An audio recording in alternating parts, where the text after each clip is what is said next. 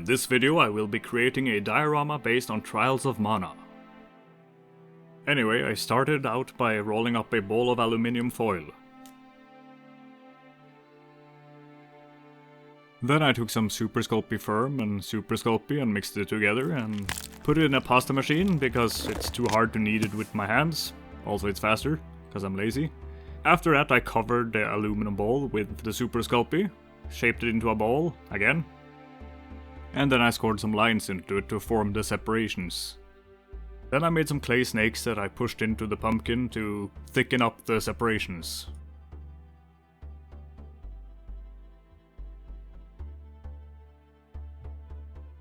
Once that was done, I decided to start carving out the jack-o'-lantern face.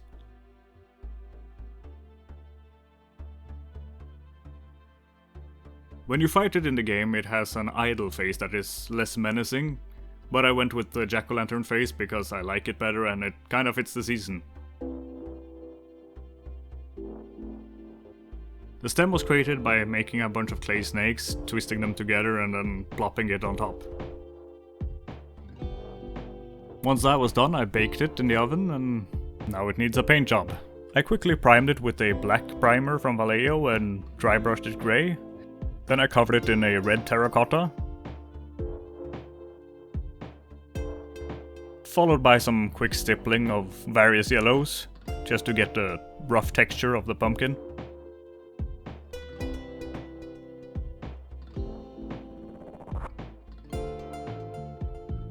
The stem was dry brushed white, then I covered it with a mix of snakebite leather and Greyhound orange, mixed 50-50. Next I took the whole pumpkin and covered it in Greyhound orange, which I then dabbed off here and there to create a more varied effect on the texture. Now the pumpkin is mostly done and time to move on to the rest of the diorama. I also removed the aluminium foil from the inside of the pumpkin for later. Like many other dioramas, this one started out with a piece of XPS foam, on which I sketched out a rough layout with a ballpoint pen, and then started carving with a craft knife to get the right shape. My layout is roughly based on the Super Nintendo version and not the remake.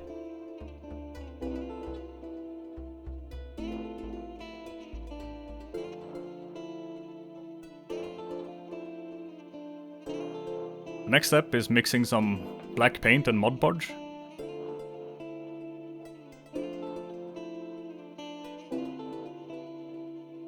And just covering the whole diorama in it to seal it in. This will protect it if I get some solvents or something on it, hopefully. However, I realized I had to build up the hill area more, so if I'd planned properly, I probably would have waited with the Mod Podge until after I had done this, but here we are.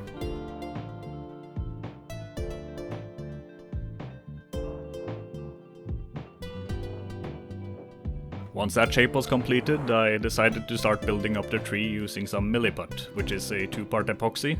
It's a bit sticky for my taste, but yeah, I probably should be wearing gloves while doing this, but eh. I also realized later that I wanted the tree to be bigger, but we'll get to that in time. I made my own version of a kind of sculptamold by mixing paper fiber and plaster, and yeah, I just slapped that all over because a lot of places I had cut away too much, and this kind of filled that in, also giving me a better shape for the ground. And it also makes it more durable. I used some Vallejo Dark Earth to texture the ground a little more.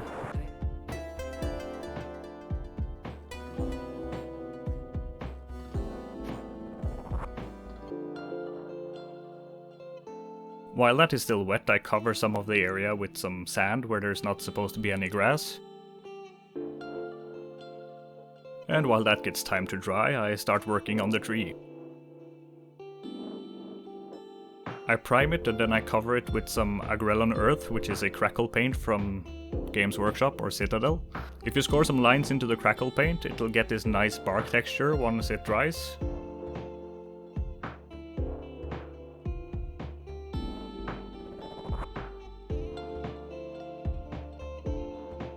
To seal the sand in, I sprayed with some isopropyl alcohol. And then I take some scenic glue, which is basically watered down PVA glue, and just spread it all over and let that dry.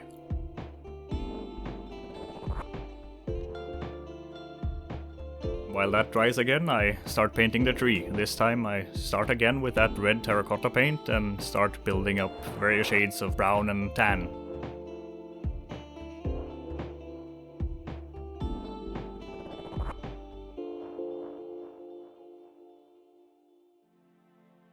I might have gone too far with the bright dry brush, so I shaded it back down with some brown wash. And back to the base itself again, I lighten up the area where I want there to be sand, and I put some green colors where I want there to be grass. Realistically, this would be brown, since it's dirt, but I want to make sure that no color shows through the grass. And then I bring out my static grass applicator, which is made from a bug zapper, and it works surprisingly well. In preparation for using static grass, I cover the grassy areas with PVA glue. Just shake it over the diorama and the grass sticks to the glue.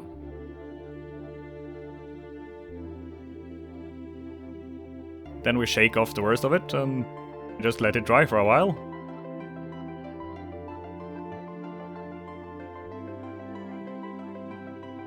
Then you go in with a vacuum cleaner and an old sock and just collect the excess grass. Once that was ready, I decided to shade the border between the grass and the sand just to darken it up a little. And we're back to the pumpkin. I made some vines by twisting some clay snakes made out of Sculpey again, and placed in the area I want the pumpkin to sit. I placed all of this on top of aluminum foil just to make it easier to remove and put in the oven for baking. I found out I needed some leaves to put around, and seeing that I didn't want to make a bunch of leaves, I made one out of green stuff and let that cure. And then I took some blue stuff, or oyumaru as you can call it, which you can get for a lot cheaper, and put it in some hot water to soften it up so I can make a mold out of it. And then I just used it as a push mold and put various amounts of clay in it to get different sized leaves and just put it on there. Once I was happy with the amount of leaves, I just baked it and primed it and got ready to paint.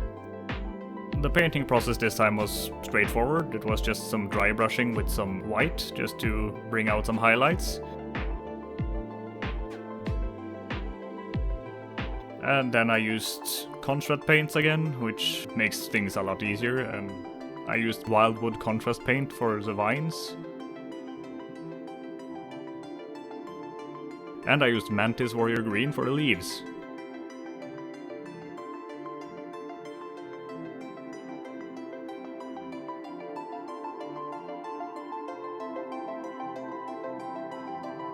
Then just a quick light dry brush of elfic flesh to just make it pop a little.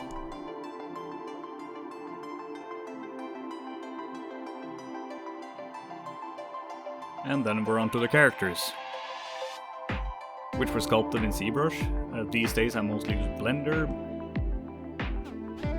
The models were then prepared in a program called Chitubox,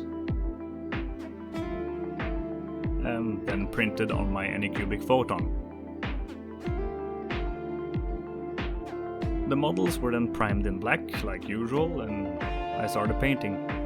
I won't go too much into the details on the steps which I used to paint, because I kinda don't remember all the paints, but I'll talk a little about the designs and the choices. I almost regret not going for the more chibified versions, because it would look more like the Super Nintendo version. As you can see, I layered Duran's hair by starting with red and then building up for orange, which worked out nice, gave it a nice red undertone.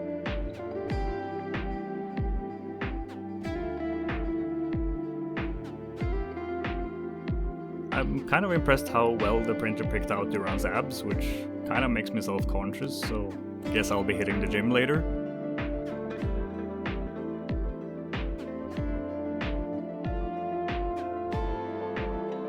I finally got to use some paints I bought long ago, which are these Army Painter metallics, or colored metallics. I felt the green tones in it really worked for what I wanted. I considered going for a non-metallic metal look, but that takes a lot of work and I couldn't be bothered on this specific project. I also used some dark blue and black to shade the metallics a little extra.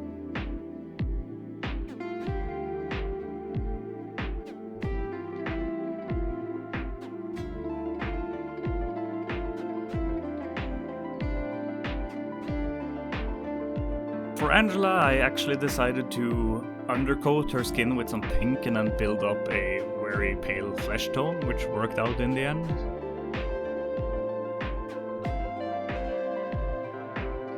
Her hair ended up being a bit too bright, but it works.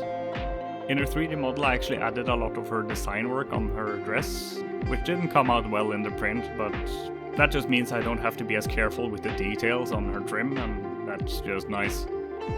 I considered giving them their alternate costumes for one of their classes each, but I feel like their starter classes are their most iconic design, so I went with that. I also considered doing the color changes that they did in the Super Nintendo version when they changed classes.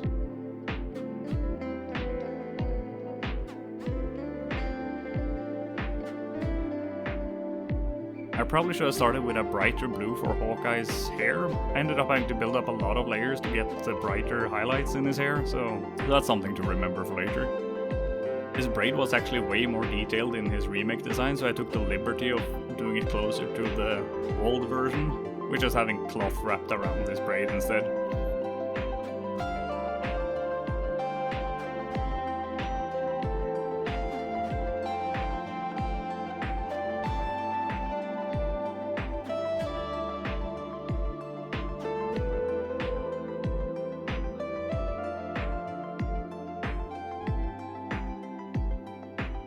Next we're back to the tree, because I felt the scene was a bit empty, so I wanted to build this overhanging tree, which fits better. I used this old wire twisting technique for making trees, which I found tutorials on online, so I won't go into too much detail on that, since it would take long and I don't completely do it right. To cover up the tree this time I used milliput mixed with green stuff to save on both, I guess. And I basically just did what I did earlier on the tree.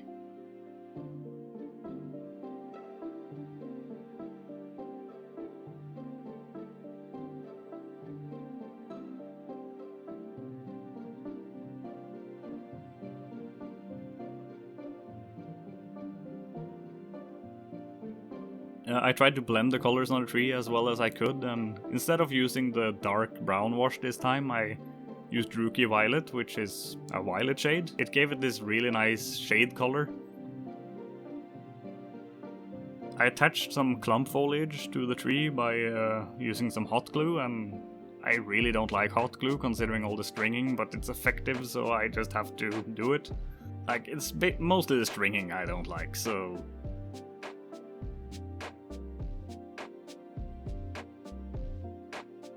The secondary heads were made with more Sculpey, and the design isn't completely identical to either version, I guess. I tried to make the silhouette match the Super Nintendo version on at least one of them. I kinda regret not giving them the kissable lips they have in the remake though.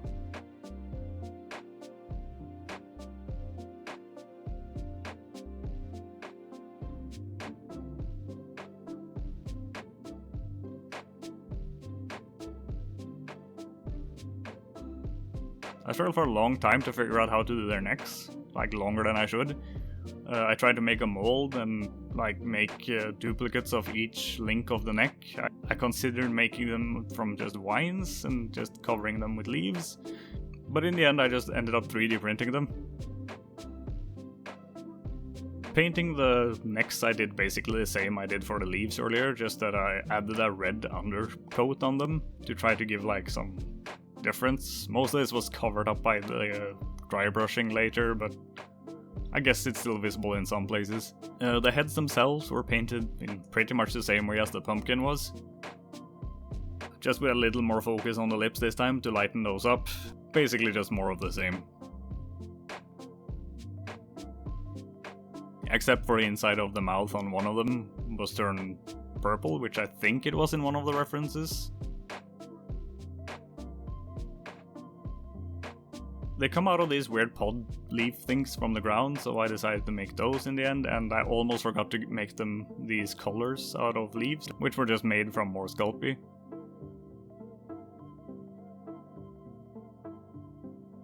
And then I just assembled everything by just putting them in place and gluing them there.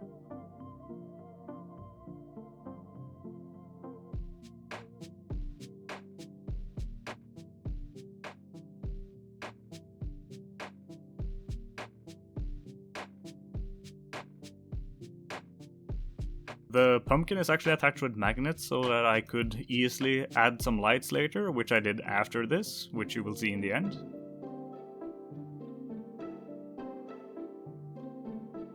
And after figures were all in place, I added some flower tufts and grass tufts from Gamer's Grass and the Army Painter. After that, I added some lights in the pumpkin, and that's that.